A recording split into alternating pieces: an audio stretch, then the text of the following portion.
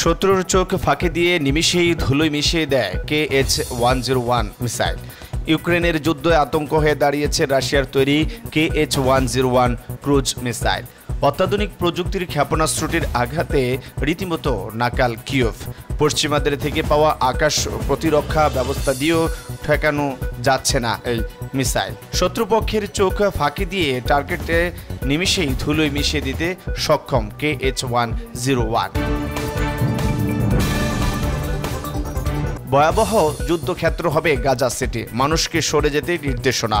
Gaza city থেকে সব ফিলিস্তিনিকে সরে যাওয়ার নির্দেশনা দিয়েছে ইসরায়েল। এরই মধ্যে চলছে সেনাদের বর্বরতা।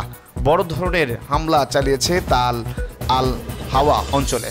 মৃত্যু হয়েছে কমপক্ষে 30 জনের। ভয়াবহ যুদ্ধক্ষেত্র হবে গাজা সিটি, মানুষকে সরে যেতে নির্দেশনা দেওয়া হয়েছে।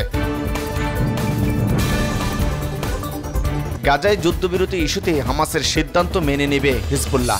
গাজায় যুদ্ধবিরতি চুক্তি ইস্যুতে হামাসের সিদ্ধান্ত মেনে নেবে হিজবুল্লাহ।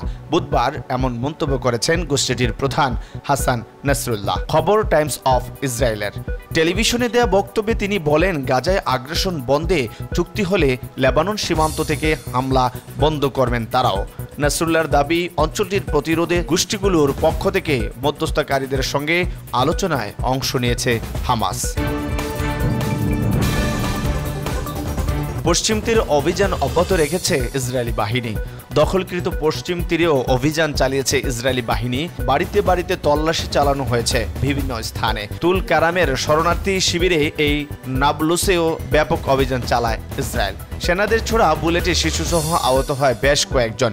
ফিলিস্তিনিদের লক্ষ্য করে নিক্ষেপ করা হয় টিয়ার শেল। পাল্টা প্রতিরোধ করে ফিলিস্তিনি যোদ্ধারা। হোসাইন থেকে আটক করা হয়েছে 4 জনকে।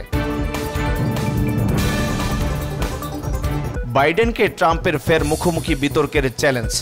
যুক্তরাষ্ট্রের প্রেসিডেন্ট নির্বাচনে অংশগ্রহণের জন্য কোন প্রার্থী বেশি অযোগ্য তা ঠিক করতে পারছে না ডেমোক্র্যাটরা।